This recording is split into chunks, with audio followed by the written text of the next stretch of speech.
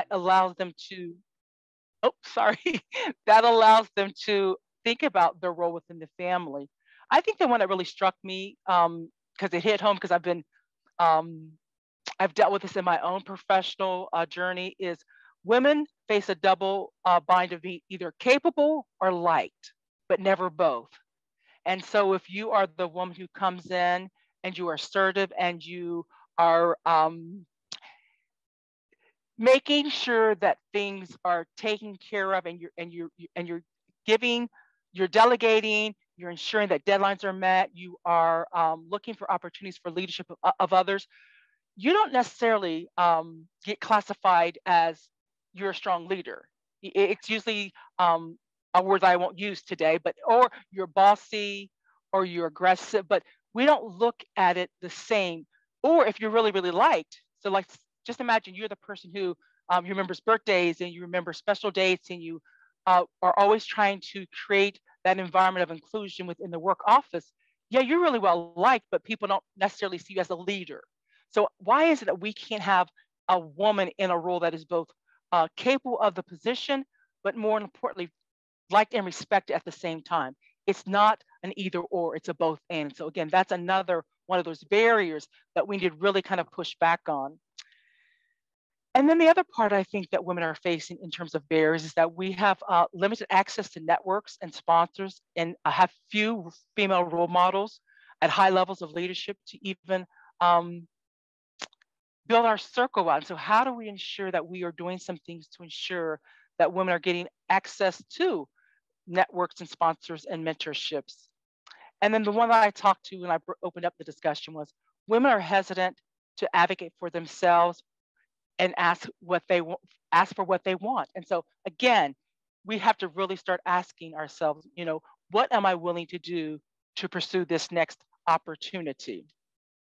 I would tell you that when it comes to breaking down barriers in leadership, and here's the thing, and it was stated, I think, by Jan early on, the world needs more women leaders. And so whether you're running a company or running countries, gender equal leadership leads to more inclusive, effective society. And so when we're looking at what we can do to break down barriers for women in leadership, one of the first things is to offer workplace benefits beyond pay.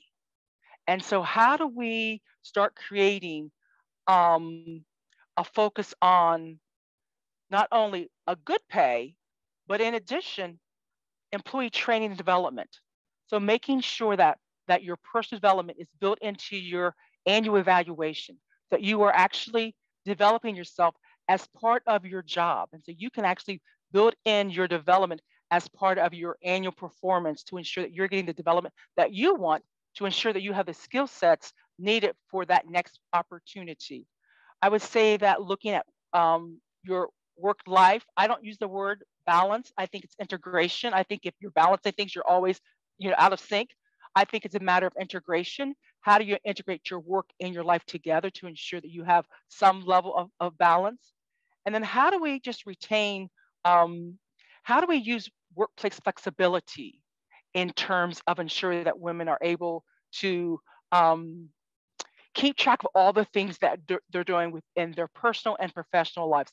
I think that workplace flexibility really has allowed us to rethink what benefits might look like in the workplace. I think that we need to, in some cases, look to see if we can tailor make benefits based on the stage of life that you're in. So if you have like a concierge approach to benefits, depending on what stage of your career you are at, you might want different set of benefits. And so this one package of benefits that's supposed to fit all the needs of employees probably is not the best approach. So how can we tailor make benefits? So example, if I'm early in my career, if I'm in my early 20s, and I'm thinking at some point I would like to have children, but with the cost of daycare, that would seem, as a barrier. Wouldn't it be nice if your employer allowed you to create a fund that you could start saving dollars for, childcare in the future? What if your employer allowed you to, you want to be a homeowner?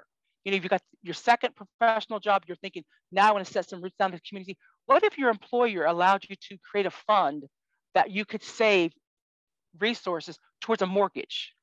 and that the company was working with a specified bank that could give you a lower rate. There's all these specialized benefits that we could be doing that would tailor make. That's all part of, I think, workplace flexibility, not just working from home, but being flexible in the benefits and then how we utilize those benefits. I think the other thing, which was mentioned earlier, is we have to break the male succession plan. We have to be very deliberate and acknowledge that how do we ensure that women are at the senior level involved in those conversations. I think that in order to even have this conversation, we've got to start reversing some of those stereotypes. I think that we need to ask ourselves, how is it that women are more highly represented in colleges? They are graduating at a higher rate, and women still continue not to be seen at those senior levels in those C-suites.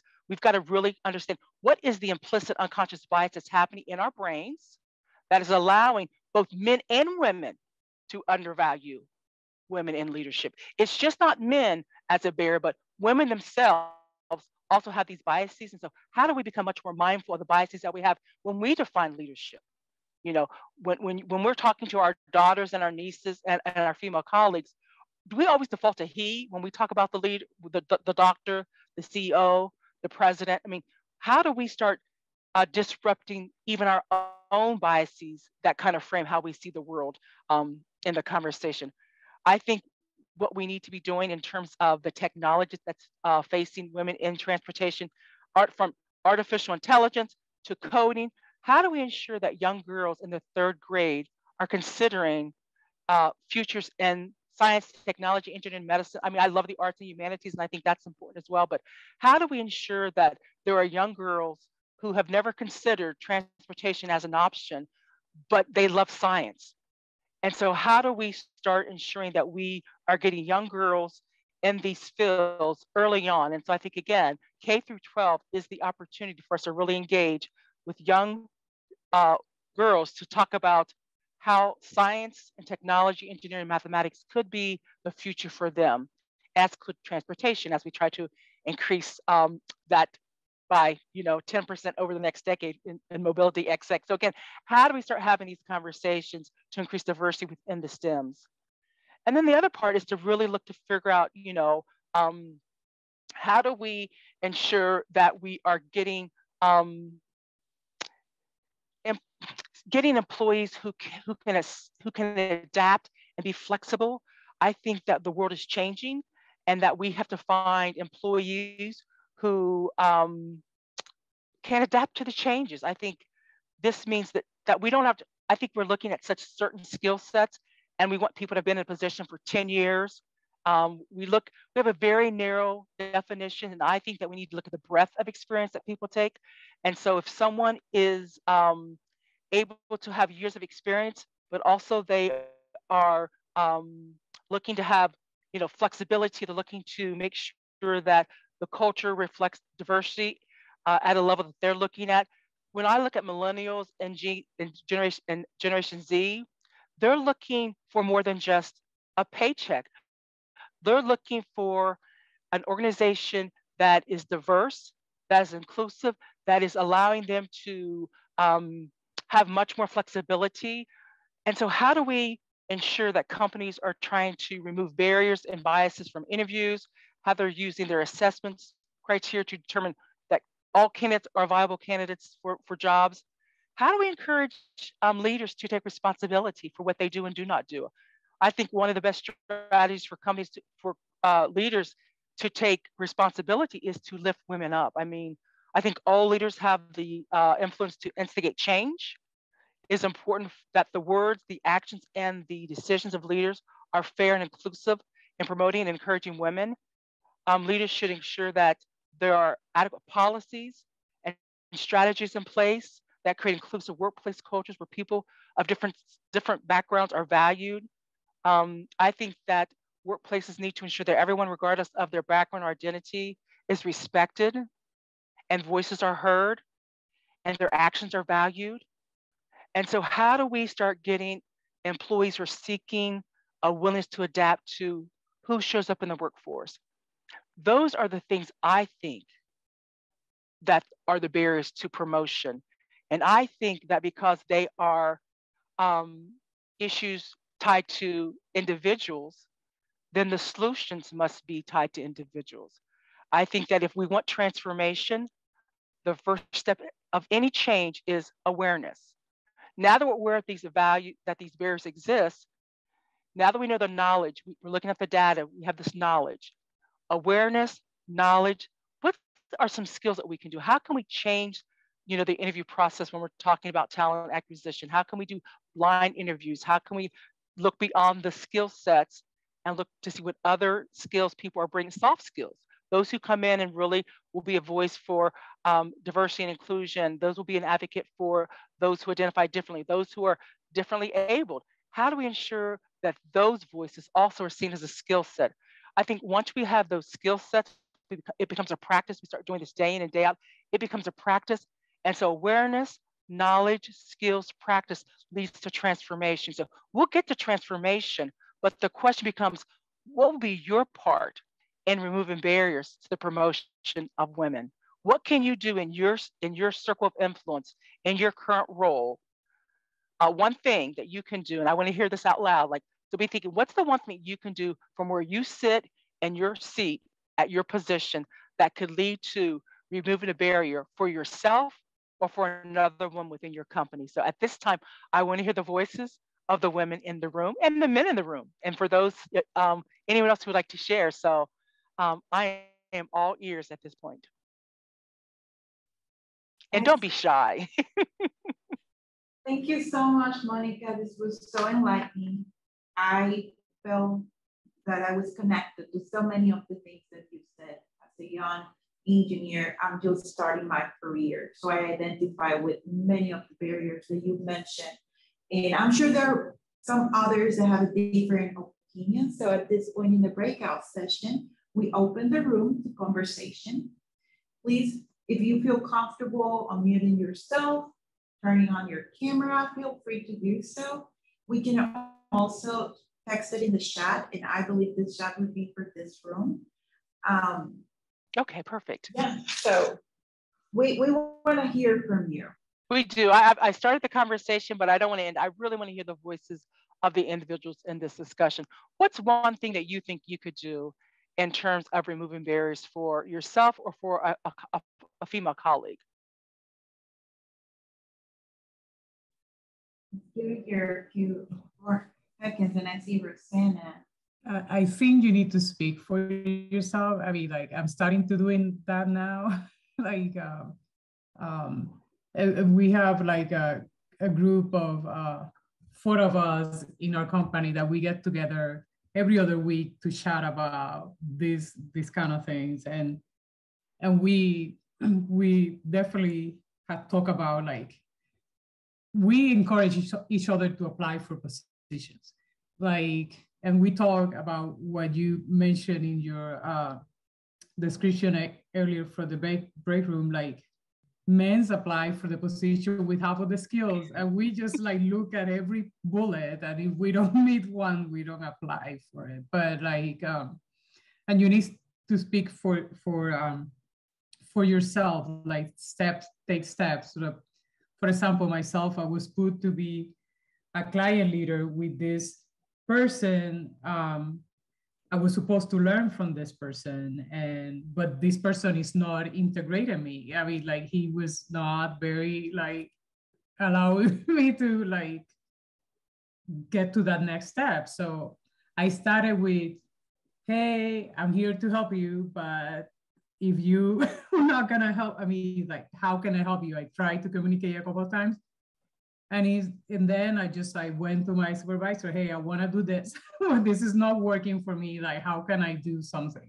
So don't be this. I mean, there are people out there that will not want to like you. I mean, they want to be in their position. They don't want like competition, I guess, from us women, or like they're not going to help you to succeed. So I learned that this way, that you have to just pick for yourself and break that barrier. Because I mean, I have to work that on my mind to like get those thoughts out of my mind. Like, Exactly. We have to get out of our own way. Rosanna, thank you so much for sharing. I yeah. would say this, if you have an ERG for women, please join it. I think a lot of the ERG that we have here at Coded, it's for women, we talk about, I mean, we had a guest speaker come in and just talk about how to negotiate salary. Like, how do we start learning these skill sets so that when we are put in that position, we're ready? I want us to be equipped before the opportunity comes. So let's start, you know, if you don't have a women ERG, let's form one. If you have one, let's take the time to invite speakers and guests who can really help us, you know, support each other when it comes. I have Patty Clark with a hand up. So Patty, if you want to jump in and share. Yeah, there was something that Michelle Obama's staff used to do, the women on her staff, when they would go to meetings with the president's staff, they kind of took a pledge that they would all support each other. So if somebody made a comment, at least one other person would say, you know, that's a really great idea, you know, and support it publicly, so that kind of diminished the opportunity for someone else to say the same, a male, to say the same thing and then get credit for it 5 minutes later. But it also kept the conversation and made it it made it more viable, if you will, because, you know, it was being amplified by other people.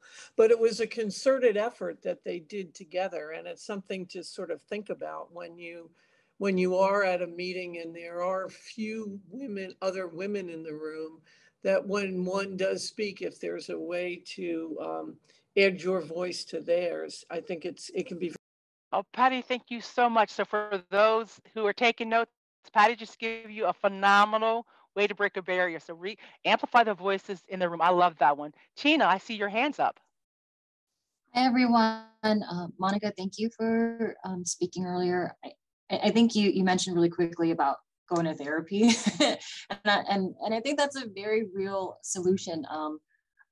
Personally, I think that I need to apply more empathy to myself and towards my colleagues. When I entered a new environment, I think I feel like the eyes are on me. It's usually, you know, if a woman isn't learning or picking something up faster than a man, then she's viewed as not as adequate, you know. Or if there's another woman coming in the workplace, it's always kind of like, oh, that's your new competition kind of thing. And so I do have to remind myself that empathy is really important, you know, especially with, you know, women and women of color. You're walking into, not to sound hyperbolic, but like kind of like a war area, you know, and you have to see each other as members of the same team. And that's just something that's very internal and constantly internalized, but like it's just a very good reminder to have. Oh, thank you so much, Tina. I would say this too. I think there's a reason for, I think sisterhood's a very powerful thing. And so there's no saying that we can have sisterhood within the organization. And so I think, again, we cannot look at each other as competition. You know, I think we have got to get beyond that, you know, we've got to get beyond that mindset and realize, how do I elevate other women? Because here's the thing, if I elevate other women, I will also be elevated. Because here's the thing, in the process of elevating women, we're elevating, you know, the next generation of leaders, and it's creating more opportunities for our daughters and our nieces and females all across the board. And so again, historically, we are so underrepresented. We've got to be much more intentional moving forward. We can't imagine that time will take care of it. It's not. We have to be intentional, and we have to set up programs and things that ensure that women are getting opportunities for promotion. And more importantly, it can't be just one single woman in one single area. We've got to make sure that there is, you know, a collective that is being lifted up, so that women have the support of each other within these organizations. Maybe not in the same unit, but within the same organization. I think it's important because to be one of a few, it can be a lonely position. And so again, we've got to make sure that we're supporting those, because they're being brave as they venture into these new territories. And so I want to make sure that we are supporting them. So again, and plus, a good executive coach is phenomenal. A good counselor is even better. So again, I advocate for both of those things. Anybody else want to share? how they think they could, reduce barriers in their current position for themselves or somebody else that they're working with. What could you do in your current role, in your current position to maybe not even eliminate it, but just to put a pretty big dent in a barrier in your current location? Anyone else want to share? Well, Monica, I just wanted to very quickly share with the room something that was sent in the chat back when Patty was talking about when we were talking about the ERG groups. So yes, so it's been said that I've heard what Patty is describing and has practiced that personally in staff meeting, talking more about what barriers we have, how we can improve it. And I also made a point to give space for women to speak when men begin to get into a back and forth dialogue, which is that is difficult for more quiet voices in the room. And so thank you so much for that. Yeah. That is powerful as well. I would tell you also that some of the things that I have found is that I think if you're not able to do outreach within your organization, so if you feel like you're kind of boxing it within your organization, I think it's important for us to use the community. And so if there are ways in which your organization can work with after school programs or mentoring with high school students or college students, I just think, again, it gives you another opportunity to use your skill set outside of skill sets that may not be appreciated within the organization, but are truly appreciated on the outside through volunteer. I think it's just another way that we can start changing the cultures within our organizations. And I think being a part of a larger community is the way to do that.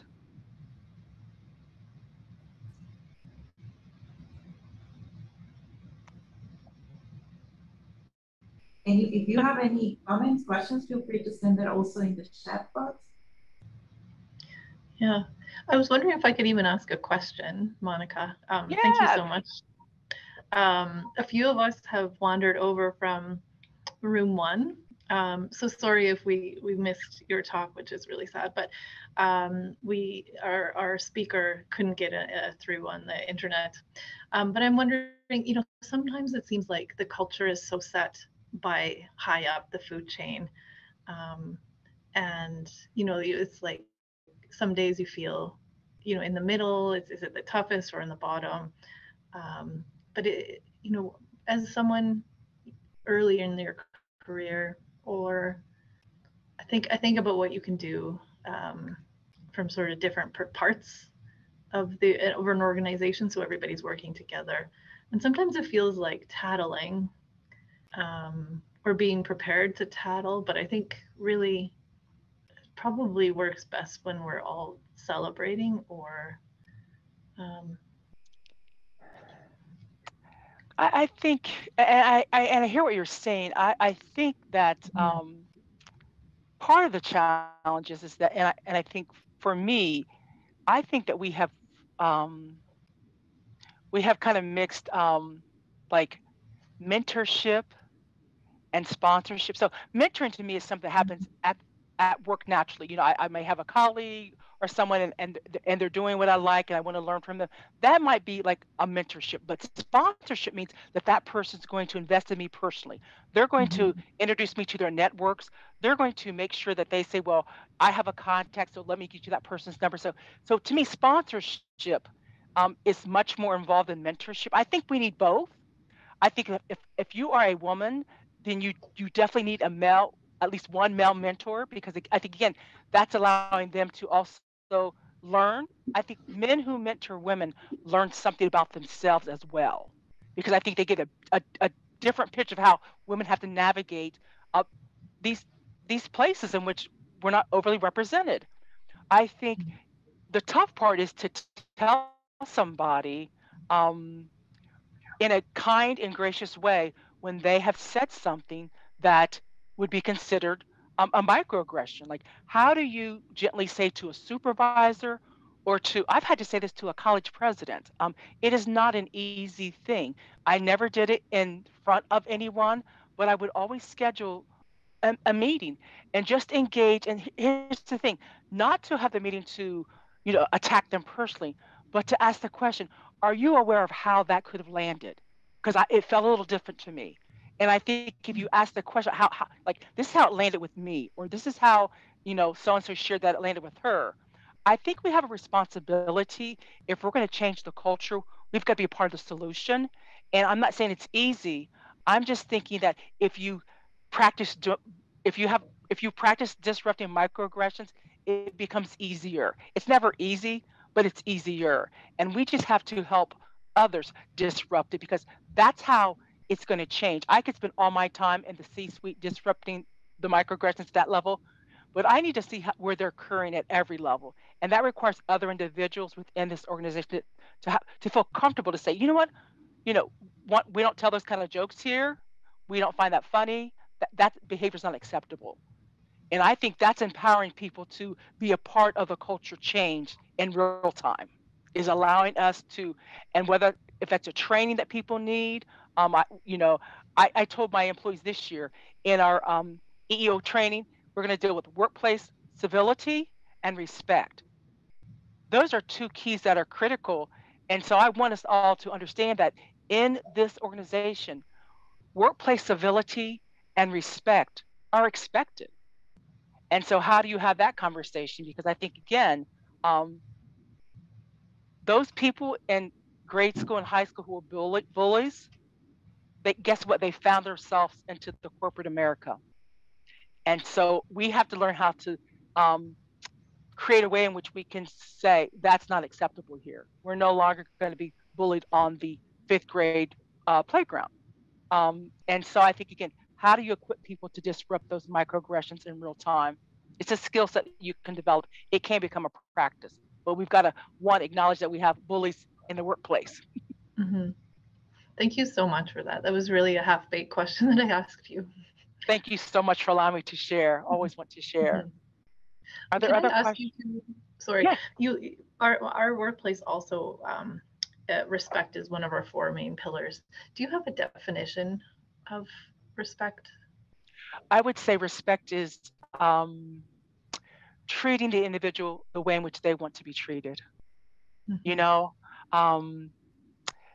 Because I think, and because I worked with a lot of international companies in the past, historically, and I'm going to reference my Japanese colleagues because I worked for a company and we had a lot of Japanese employees, to look directly in the eye of especially older Japanese individuals, it's a sign of disrespect. However, in American culture, if you don't look them in the eye, you're not being truthful or honest. And so a lot of my training was just trying to understand the cultural norms. And so I think sometimes we make these assessments, but we don't have enough knowledge. Like people, she's just being rude. You've made an assessment with not enough information. Because once you know it's a cultural norm, then you can appreciate, oh, I'm going to show deference to that person who doesn't, So are we willing to learn? I tell my folks all the time, I spend a lot of my time teaching folks how to unlearn what they've learned. You have to be willing, in order to do this work well, you have to be willing to let go of some of the things you've been brought up, some of your, you have to unlearn a whole lot of stuff to create room for a new way of thinking, a new way of doing. And for a lot of folks, that's the fear. Like, well, will I lose myself in trying to figure out how I need to do some things? And I say, no, the opportunity is to become the best version of who you are. Every day I wake up, I want to be the best version of who I am. And so I think when you're learning and growing, and I'm not going to say that we don't make mistakes. I've been doing this work for over 20 years. And I have had to extend apologies. I've had to educate myself on topics didn't have a deep well of full knowledge in. But I'm a better person. I'm a better version of me today than I was a decade ago. And so, and I hope to be a better version, 5 years from today, with this idea that as human beings, we're constantly evolving and growing. And I say it all the time to my employees, it's okay to have a growth mindset as an employee. Like, I know we talk about growth mindset for students, but we can have growth mindsets. We can continue to evolve and grow in our work and in our play. It's just important that we each and every day wake up and say, I want to be the best version of who I am. And so treating someone in the manner in which they want to be treated, I think is the ultimate form of respect. I love that, Monica. I think words of affirmation for ourselves are so important. I have begun practicing that, and I have seen a tremendous difference. And that's it, self-talk. I just want to remind the room, we're going to have it for 7 more minutes. So if you want to send any comments, questions to our speaker, who has done a fantastic job today talking to us about removing barriers. And we get some, here we got one more question. I'm going to read it to you. That's okay, Monica? Yes, perfect. All right. So here's the question. Could you explain how do we brand ourselves and convince someone to sponsor us? And she's saying, I mean, like you said, how do we try to convince the higher ups we can be both capable and empathetic? What are the steps? Great question. It is a great question. And I'm going to say this because I'm going to tell you how to do it, and do it in a in your performance evaluation plan. I think that if you set clear goals, and then the expectations that you have, once you establish those goals based on your objectives of your job description or the activities that you want to do,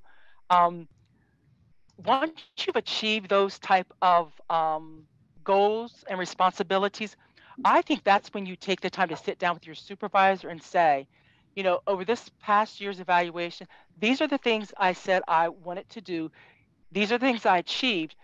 I want more opportunity. How can, my past achievement be the foundation for future leadership opportunities? I think you got to be honest and just have the conversation.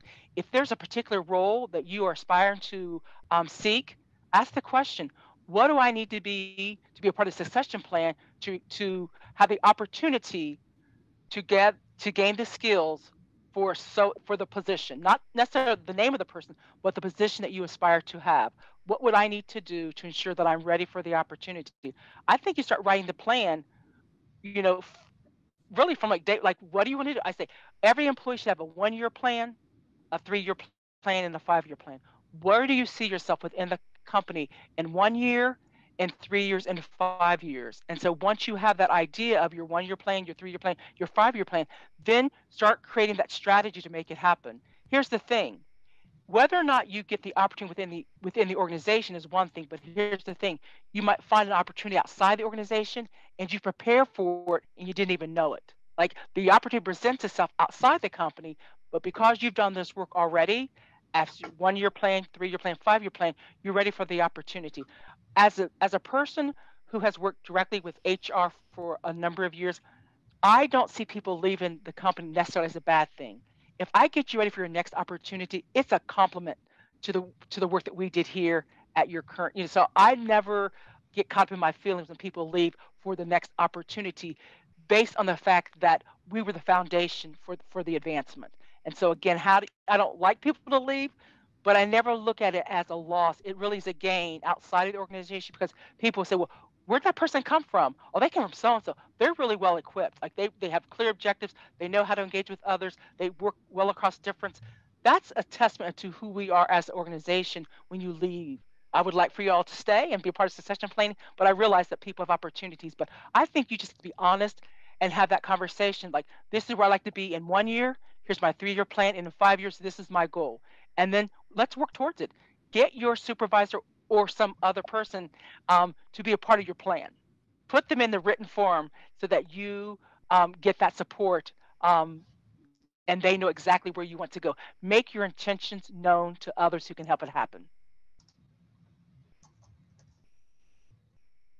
Yeah, that's fantastic. Great way of seeing how to show that you're capable, to do more. And what a better way to have a plan, mindset, and your goals ready.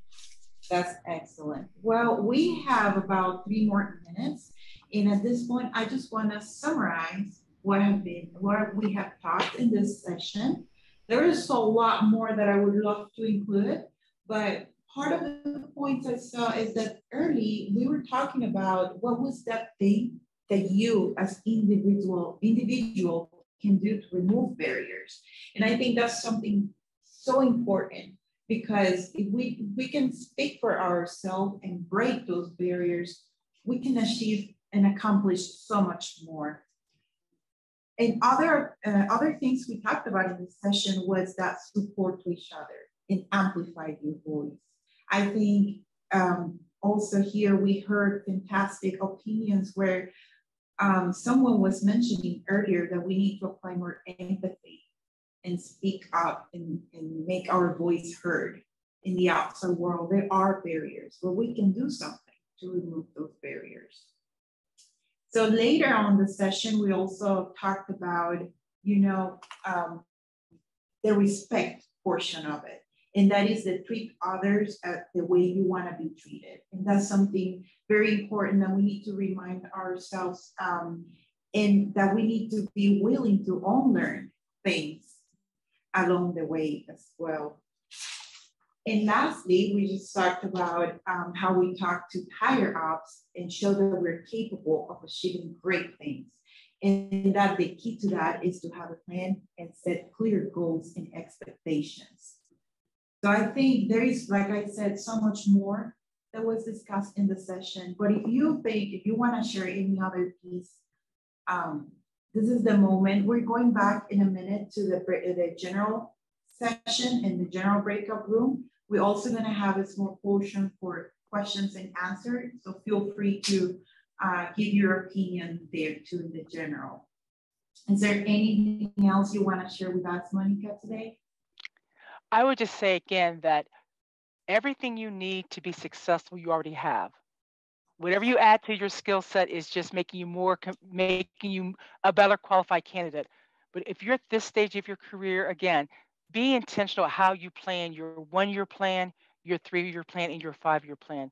Be ready for an opportunity so that when it shows up, you can walk through the door. That's what leaders do. They get themselves ready for the next opportunity. Excellent. All right, well, I think this is perfect time. We can go back to the general room. And in that room, we're gonna be joined by all of the other speakers, moderators, and everyone. So thank you so much again for joining this breakout session. We hope that you took at least one piece of information with you and that you can think about it and maybe have some later that self-talk with yourself and see how you're doing, right? Well, thank you again. Thank you.